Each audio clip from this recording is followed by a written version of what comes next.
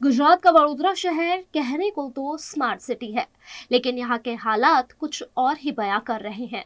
Vadodara smart city कहलाने वाले शहर की सच्चाई कुछ और ही बयां कर रही है। वार्ड नंबर 13 के खाड़ियापोल क्षेत्र में लोगों को पीने के पानी के लिए तरसना पड़ रहा है। गर्मी के इस मौसम में जब पानी की सबसे ज्यादा जरूरत होती है, तब खाड़ियापोल इलाके की पेयजल पाइपलाइन टूट चुकी है। स्थानीय लोगों को मजबूरी में टैंकर से पानी भरना पड़ रहा है। स्थानीय लोगों का आरोप है कि कॉन्ट्रैक्टर की लापरवाही के कारण यह स्थिति बनी है और नगर निगम की तरफ से अब तक कोई स्थायी समाधान नहीं मिला है।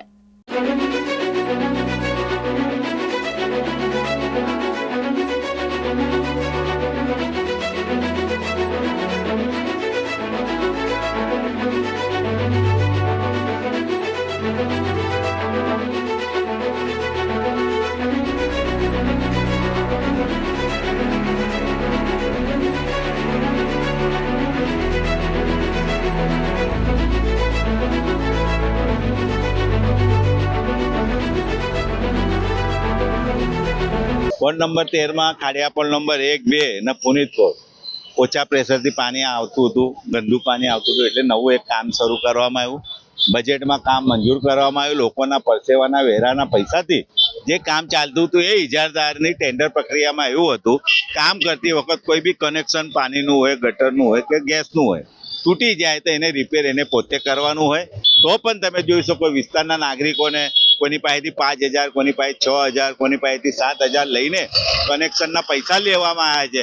એટલે ખરેખર એને એની જ જવાબદારી હોય તો પણ લોકોને હેરાન કરી રહ્યા છે।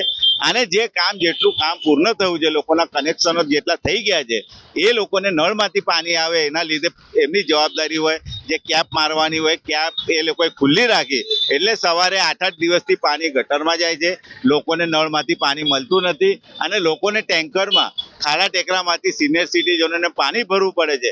એટલે આવી બેદરકારીના લીધે આવા ઇજારદારને નોટિસ આપવામાં આવે। એને ખરેખર કાયદેસર જે પણ અધિકારી હોય એની ભૂલના લીધે આવી લોકોને મુશ્કેલી ના પડે ને કોઈ પણ અમારા વિસ્તારના નાગરિક પાસેથી એક પણ રૂપિયો ના લેવામાં આવે, એવી અમે કમિશનરશ્રીને આજે રજૂઆત કરી।